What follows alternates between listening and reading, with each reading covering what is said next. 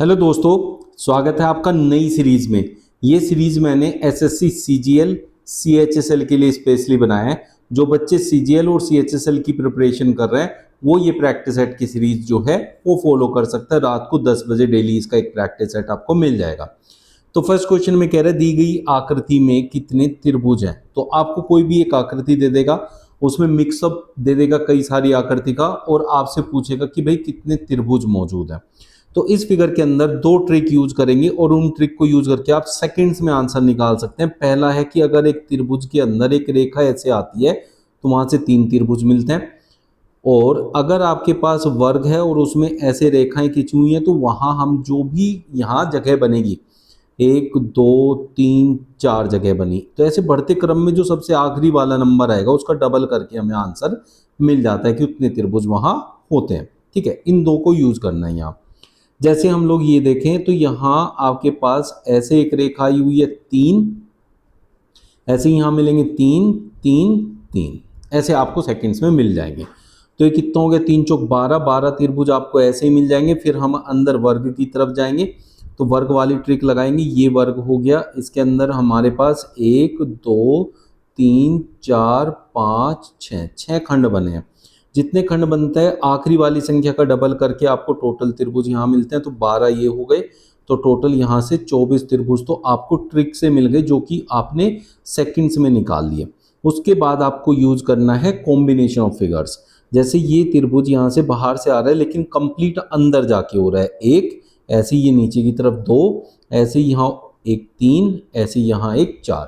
ये तब होता है जब आपके पास बाहर से रेखा अंदर तक जा रही है। जैसे यहाँ आके ये रेखा यहीं रुक गई, आगे नहीं गई, आगे जाती तो इधर भी मिलते लेकिन आगे नहीं गई है, इधर गई है तो यहाँ मिल गए, तो 4 ये एक्स्ट्रा मिल जाएंगे। तो टोटल हो गया 28 त्रिभुज। तो ऑप्शन बी आपका करेक्ट आंसर हो जाएगा। यहाँ पासे के क्वेश्चन एसएससी के सभी एग्जाम्स में पूछे जाते हैं, हर हाल में आते हैं। काउंटिंग फिगर्स के जो पीछे किया वो भी बहुत इंपॉर्टेंट होता है। तो उसने कहा जब 2 नीचे है तो ऊपर कौन सी संख्या होगी। तो आपके पास दो पासे की, एक ही पासे की दो स्थिति है, मतलब पासे को उछालते हैं ना, तो ये 2 बार उछाला, 2 अलग अलग स्थिति आ गई। तो इसमें सीधा सा क्या करना है, सबसे पहले आपको देखना है अगर दोनों में कोई भी संख्या कॉमन है। जैसे यहाँ 3 मौजूद है और यहाँ भी 3 मौजूद है। अगर एक ही संख्या दोनों में कॉमन है, एक ही संख्या, एक से ज़्यादा नहीं, बाकी देखो इसमें दोनों में अलग अलग संख्याएं, अगर एक ही संख्या कॉमन है और उसकी जगह भी स्थिर है, दोनों वहीं पे उसी जगह पे, जैसे यहाँ और यहाँ दोनों तरफ 3 एक ही जगह पे है, तो इसका मतलब फिर ये ऊपर वाला इस ऊपर वाले के विपरीत होगा, तो 1 के विपरीत 2 होगा, और इस पटल पे आने वाला इस पटल के विपरीत होगा, तो 6 के विपरीत 5 होगा। अब बचा क्या है, 3 और 4, वो एक दूसरे के विपरीत होंगे। ठीक है, आपसे पूछा तो 2 के विपरीत, तो 2 के विपरीत तो 1 होगा, तो ऑप्शन थर्ड आपका करेक्ट आंसर हो जाएगा। निम्नलिखित प्रश्न में सादृश्यता को पूर्ण कीजिए, मतलब आपको एनालॉजी फाइंड करनी है। ये एनालॉजी है आपका अल्फाबेट और नंबर्स की एनालॉजी, दोनों को मिला के। तो जब आपको इधर अल्फाबेट और इधर नंबर्स दिए हों तो इन अल्फाबेट का अंग्रेजी वर्णमाला में क्या क्या नंबर होता है उसको लिखेंगे और उससे देखेंगे 48 कैसे बना है। जैसे बी देखें हमारा 2 नंबर होता है, डी 4 नंबर पे आता है, एफ 6 पे। अब 48 देखा जाए तो इन तीनों की गुणा करके आ जाएगा, 2 चौके 8, 8 छंग 48। ऐसे ही हम इनके नंबर लिखेंगे, एफ 6 पे होता है, एच 8 पे होता है और जे 10 नंबर होता है। तो 6 8 48 धाम 480, इसका मतलब हमारा आंसर 480 होना चाहिए, ऑप्शन ए में दिया हुआ है। ए प्लस बी का अर्थ है ए पिता है बी का। देखो एसएससी के अंदर डायरेक्टली जो ब्लड रिलेशन के क्वेश्चन होते हैं वो डायरेक्ट नहीं पूछे जाते, ऐसे दिए जाते हैं। ऐसे संबंध बना के देगा किस साइन का क्या मतलब है, और फिर एक इक्वेशन दे देगा, जैसे यहाँ दे दी और कह रहे हैं इस इक्वेशन के अंदर आपको इस इक्वेशन को सोल्व करके ये बताना है कि P किस प्रकार n से संबोधित है, मतलब P और n का संबंध पता करना है। तो इस इक्वेशन से हमें ना पूरा एक ग्राफ तैयार करना है इनके परिवार का, जिसे कहते हैं मतलब ब्लड रिलेशन चार्ट। तो उसे बनाते हैं, वो कैसे होता है, जैसे यहाँ देखो पहले P और M इनको देखेंगे, P और M प्लस से जुड़े हुए हैं, और प्लस का ऊपर देखो क्या मतलब बताया है, A पिता है B का, मतलब पहले वाला दूसरे का पिता है, तो P पिता है M का। तो आप क्या करो, यहाँ बना लो P, यहाँ M, P पिता है किसका, m का, तो बड़ा रिश्ता हमेशा ऊपर बनाएंगे ऐसे, ठीक है। ये ऊपर की तरफ आ गया बड़ा रिश्ता, छोटा रिश्ता नीचे की तरफ, और बराबर का रिश्ता बराबर में। P और M का रिश्ता पता करने के बाद फिर M से Q का रिश्ता देखते हैं, ऐसे जो पहले वाले में यूज हुआ उसका आखिरी वाला लेना है। तो M और Q में भाग का साइन है, भाग का साइन क्या कह रहा है, A बहन है B की, तो M बहन है Q की, M बहन है Q की, तो M लड़की हुई, मतलब लड़की को मान लेते हैं प्लस, यहाँ भी ये पिता भी प्लस है, ठीक है। क्यू का हमें पता नहीं है, क्यू लड़की को माइनस मान लेंगे, ठीक है। ऐसे करके आप उसको समझने के लिए, याद रखने के लिए करते हैं, ताकि बड़ी बड़ी संख्या ना लिखनी पड़े। फिर हम जाते हैं क्यू और एन पे, गुणा से संबोधित है। ऊपर देखो गुणा का क्या मतलब है, ए पुत्री है बी की, तो यहाँ क्यू पुत्री होगी एन की। अब क्यू तो पी की पुत्री है, भाई क्यू पुत्री है एन की, तो ये क्या है, ये आपका माइनस ले लेंगे हम, है ना। समझ में आ रहा होगा आप लोगों को, ठीक है। अब यहाँ से गुणा में है क्यू पुत्री है एन की, मैंने माइनस से इसको संबोधित कर दिया, तो हमें पता चल गया पुत्री है वो एन की पुत्री है, लेकिन और इनका पिता पी है, तो एन क्या होगी, उनकी माता हो जाएगी, ठीक है। ये दोनों पति पत्नी हो जाएंगे, इसे माइनस से संबोधित कर देते हैं, समझ में आ जाएगा। फिर एन और टी की तरफ जाएंगे, तो क्या होगा, एन और टी गुणा से संबोधित है, ए पुत्री है बी की, तो एन पुत्री है किसकी, टी की, तो एक स्टेप ऊपर चले जाएगा। फिर टी को यू से संबोधित करेंगे, टी माइनस यू, तो ए पति है बी का, तो टी पति है यू का, यू का पति है तो ये आ गया, टी पति है तो प्लस हो जाएगा, यू माइनस हो जाएगा, ठीक है। ऐसे करके आप समझ गए। अब आप समझो, यू और टी पति पत्नी है, उनकी एक बेटी है एन, उसकी शादी पी के साथ हुई है, और पी और एन के दो बच्चे हैं, एक एम और एक क्यू। ऐसे ऐसे आपको ब्लड रिलेशन का ग्राफ बनाना है, और जो वो पूछे उसे बता देना। पी किस प्रकार एन से संबंधित है, पी एन से किस प्रकार संबंधित है, पी पति है एन का, तो पी पति है एन का, ऑप्शन 4 करेक्ट आंसर हो जाएगा। शब्दों का सार्थक क्रम बनाना है। सार्थक क्रम होता है कि मतलब या तो बढ़ता क्रम ले लो या तो घटता क्रम ले लो। अब जैसे यहाँ हमें 4-5 शब्द दिए हुए हैं, इन शब्द को पिरोना है आपको इस तरीके से कि उनका एक सार्थक क्रम बन जाए। अब जैसे दुर्घटना, न्यायाधीश, डॉक्टर, वकील, पुलिस, इसमें हमें समझ में आ रहा है कि कोई ऐसी दुर्घटना हुई है जिस पे केस चलेगा और इलाज भी होगा। तो अगर दुर्घटना हुई है तो सबसे पहले जाया जाएगा डॉक्टर के पास, दुर्घटना होगी तो डॉक्टर के पास जाएंगे, तो पहला, फिर होगा तीसरा स्टेप, फिर वहाँ पुलिस बुलाई जाएगी तो 5वां स्टेप, फिर उसके बाद वकील केस लड़ेगा, और उसके बाद न्यायाधीश अपना न्याय सुनाएंगे, तो दूसरा। तो 1 3 5 4 2 एक सार्थक क्रम बनाता है, 1 3 5 4 2 जो कि ऑप्शन 2 में हमें दे रखा है।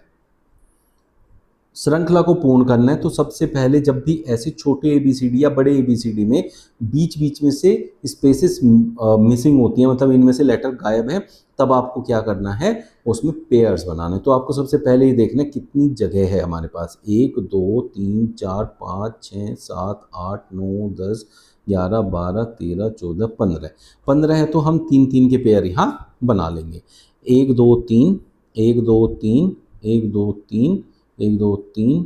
अब यहाँ देखें तो आपको क्या रिपीटेड नजर आ रहा है, यहाँ बी बी है और यहाँ भी बी बी है। फिर यहाँ देखो ये पहले पे बी बी है, लेकिन यहाँ दूसरे वाले में तो ए आ गया, तो पहला रिपीट नहीं होगा दूसरे वाले में, लेकिन तीसरे वाले में फिर बी नजर आ रहा है, तो पहला, तीसरा और फिर 5वां आपस में रिपीट होंगे, और दूसरा और चौथा रिपीट होंगे, ठीक है। अब बात समझ में आती है कि यहाँ अगर डबल बी है, यहाँ भी डबल बी है, तो फिर यहाँ भी डबल बी होगा, तो क्या बन गया, एम बी बी। तो अगर ऐसे है तो फिर यहाँ भी एम बी बी होना चाहिए और यहाँ भी एम बी बी होना चाहिए, ठीक है। एक पैटर्न मिला, तो इसी पैटर्न के आधार पे हम ये समझ सकते हैं अगर लास्ट में डबल बी है तो यहाँ लास्ट में डबल ए होगा। तो यहाँ क्या बन गया, आपने जो जो यूज किया है वो ऑप्शन में सर्च करना है, एम यूज किया, फिर ए, फिर बी, फिर ए, फिर M, M A B A M, M A B A M जो है ऑप्शन 3 में दिया हुआ है। इस टाइप से आप ऐसे क्वेश्चंस को सोल्व करेंगे। क्वेश्चन मार्क के स्थान पर क्या आएगा, देखो ये सीरीज का क्वेश्चन है। अब इस सीरीज के क्वेश्चन में मुझे क्या नज़र आ रहा है कि मेरे पास यहाँ 40 है, फिर 60 है, तो मेरी संख्या यहाँ से बड़ी है और काफ़ी सारी बड़ी है। मतलब ऐसा नहीं है कि छोटा मोटा अंतर है, यहाँ काफ़ी बड़ा अंतर है, और जब काफ़ी बड़ा अंतर होता है तो उसके बाद वाली संख्या देखी जाएगी। फिर यहाँ क्या हो गया, यहाँ तो छोटी संख्या आ गई अचानक से।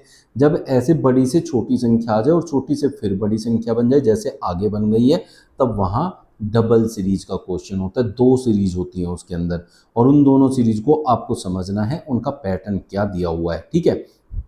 उसी हिसाब से हम निकाल लेंगे। जैसे 40 से 60 ये बढ़ रहा है फिर घट रहा है, तो हम यहाँ डबल सीरीज बनाएंगे। पहले को तीसरे से फिर पांचवे से कंपेयर करेंगे, दूसरे को चौथे से और छठे से कंपेयर करेंगे। तो 40 से 47 जाने के लिए +7, 47 से 54 जाने के लिए +7, ऐसे ही 60 से 53 जाने के लिए -7 और 53 से आगे फिर माइनस। अगर ऊपर दोनों +7 हैं तो नीचे भी दोनों -7 होने चाहिए। तो 53 में से -7 होगा तो 46 बनेगा। ऑप्शन थर्ड करेक्ट आंसर हो जाएगा आपका। सूर्योदय के समय लोकेश एक पोल की ओर मुख करके खड़ा है। पहली बात तो देखो, ये आप एक ग्राफ देखें, मतलब एक क्रॉस होता है जो दिशाओं को संबोधित करता है। इधर होता है आपका पूर्व, इधर होता है पश्चिम, ऊपर होता है उत्तर, नीचे होता है दक्षिण।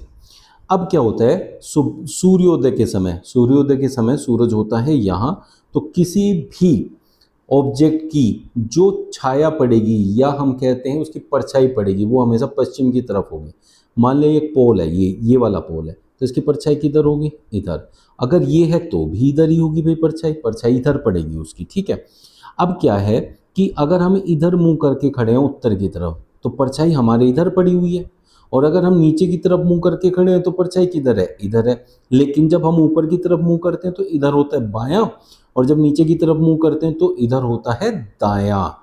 तो अब आपको देखना है परछाई आपके किधर पड़ रही है। उसने कहा लोकेश के दाईं ओर परछाई पड़ रही है। अब दायां तब होगा जब हम नीचे की तरफ देख रहे होंगे, तो दायां इधर होगा। ऊपर की तरफ देखेंगे तो आप देखो ना, ऊपर की तरफ देखने का मतलब आपके सामने है, तो आपका बायां इधर है। लेकिन अगर हम नीचे की तरफ देखेंगे तो तुरंत ये बदल जाएगा, इधर दायां हो जाएगा। तो इसका मतलब हम नीचे की तरफ देख रहे हैं, अगर दायां कह रहे हैं, बायां कहेगा तो हम ऊपर की तरफ देख रहे हैं। नीचे क्या है, दक्षिण, तो इसका मतलब हम देख रहे हैं दक्षिण की ओर।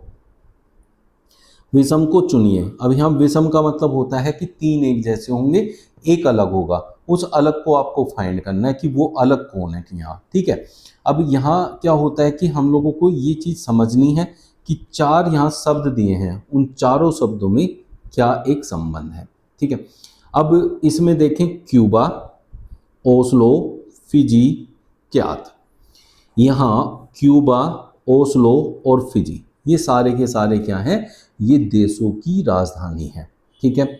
क्यूबा, फिजी, ये मतलब जैसे क्यूबा है, फिजी है, ये देश हैं। ओस्लो राजधानी है, मतलब नॉर्वे की राजधानी है ओस्लो, ठीक है। ये देश हैं अलग। तो मतलब ये किसी न किसी देश को या जगह को रिप्रेजेंट कर रहे हैं, जगह को बता रहे हैं, किसी देश के अंदर या किसी देश की राजधानी या फिर किसी पर्टिकुलर देश के बारे में बात कर रहे हैं। जबकि क्यात क्या है, क्यात जो है वो एक मुद्रा है, ठीक है। ये म्यांमार में यूज होती है, तो म्यांमार की करेंसी को क्यात कहते हैं। तो ये डिफरेंट हो गया बाकी से, क्योंकि बाकी किसी न किसी जगह को बता रहे हैं और ये बता रहा है किसी करेंसी को। लुप्त संख्या ज्ञात कीजिए। आपको फाइंड द मिसिंग नंबर का क्वेश्चन है, जिसके अंदर एक नंबर यहाँ से जो है मिसिंग हो जाएगा, जैसे यहाँ क्वेश्चन मार्क है और बाकी सारे नंबर दिए होंगे। तो आपको इस क्वेश्चन मार्क की जगह बताना है क्या आता है। तो इसमें जो आंसर्स आते हैं वो दो तरीके से सोल्व होते हैं, या तो हम बाएं से दाएं की तरफ चले जाएं या ऊपर से नीचे की तरफ आ जाएं, दोनों तरफ सोल्व हो सकता है। बट हमारा जो आंसर है 98% केसेस में उधर मिलता है जिधर संख्या आपको बड़ी दे रखी है। अब बड़ी संख्याएं बाकी संख्याओं के कंपैरिजन में नीचे दे रखी है, ये देखो भाई, यहाँ 2, 5, 1 छोटी छोटी संख्याएं हैं, 7, 2, लेकिन नीचे देखो बड़ी बड़ी संख्याएं। तो हमें ऊपर से नीचे की तरफ सोल्व करते हुए आना पड़ेगा। अगर हम ऊपर से नीचे की तरफ सोल्व करेंगे तो आंसर मिलने के चांसेस ज़्यादा होंगे। अब 2, 5 और 1 का प्रयोग करके मुझे 10 लाना है। 2, 5 और 1 से बड़ी संख्या है 10। अगर मैं गुणा करूं 2 पंजे 10, एकम 10, तीनों की गुणा करके 10 आ जाएगा। जब बड़ी संख्या दी हो तो हमेशा गुणा करके देखना है, पहले सबसे पहला स्टेप। तो ज़्यादातर आंसर उसी में मिल जाएंगे। जैसे यहाँ देखो 4 × 12 = 72, तो 7 दूनी 14, 14 की किस में गुणा करूँ कि 42 आ जाए, 3 में, 14 × 42, तो इसलिए ऑप्शन डी करेक्ट आंसर होगा।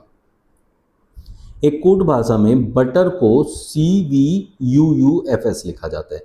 तो हमने यहाँ बी के लिए कौन सा कोड यूज किया है, सी। तो पहला लेटर पहले लेटर से कंपेयर किया हमने। पहला आखिर से भी होता है, पहला बीच वाले से भी कंपेयर हो जाता है कई बार, लेकिन हमेशा पहले को पहले से कंपेयर करके देखना आपका सबसे पहला प्रायोरिटी होनी चाहिए। उसी में सबसे ज़्यादा आंसर छिपे होते हैं, ठीक है। तो इसीलिए हमने इसको देखा। तो बी से जस्ट नेक्स्ट ही सी होता है। बी कितने नंबर होते हैं, 2, सी कितने तो होता है 3, तो +1 करके आ गया। ऐसे यू जो है वो आपका 21 नंबर होता है, V22 होता है, एक ऐड करके आ गया, T20 होता है, U21 होता है, T20 होता है, U21, तो एक एक ऐड करके आ रहा है, तो हमें प्लेस वैल्यू में एक ऐड करना है। जैसे C3 होता है तो D आ जाएगा एक जोड़ के, O जो है 15 है तो P आ जाएगा 16 एक ऐड करके, डीपी से स्टार्ट होने वाला सिर्फ एक ऑप्शन है, इसलिए मेरा यही आंसर हो जाएगा, आगे मुझे सोल्व करने की जरूरत नहीं है, इतना ही करके छोड़ देना है। कितने नर्तक वादक हैं लेकिन अभिनेता नहीं है? तो ऐसा जब भी क्वेश्चन आपके सामने आएगा तो जो वो कह रहा है लेकिन अभिनेता नहीं है, जो चीज नहीं है उसका जो भी फिगर है उसको लो पहले। जैसे ये अभिनेता है, वो उसने कहा अभिनेता नहीं है, तो अभिनेता के सारे नंबर हमारे लिए जो है हाइड कर दो, इसका आंसर, ये आंसर हमें नहीं लेना है। फिर उसने कहा नर्तक हैं और वादक हैं। अब देखो नर्तक ये वाले हैं और वादक ये वाले हैं, इन दोनों में कॉमन क्या आ रहा है? एक तो इधर 9 आ रहा है और इधर 8 आ रहा है। अब ये देखो 9 नर्तक में भी आ रहा है, वादक में भी आ रहा है, तो इसलिए दोनों लेंगे हम, 9 भी और 8 भी। 9 और 8 17, इसलिए ऑप्शन थर्ड करेक्ट आंसर हो जाएगा। भाई इस टाइप के क्वेश्चन रहते हैं एसएससी सीजीएल सीएचएसएल, तो ये दो कॉमन ऐसे पेपर हैं जो इन प्रैक्टिस सेट से टोटली कंप्लीट हो जाएंगे, आपकी बढ़िया प्रिपरेशन हो जाएगी।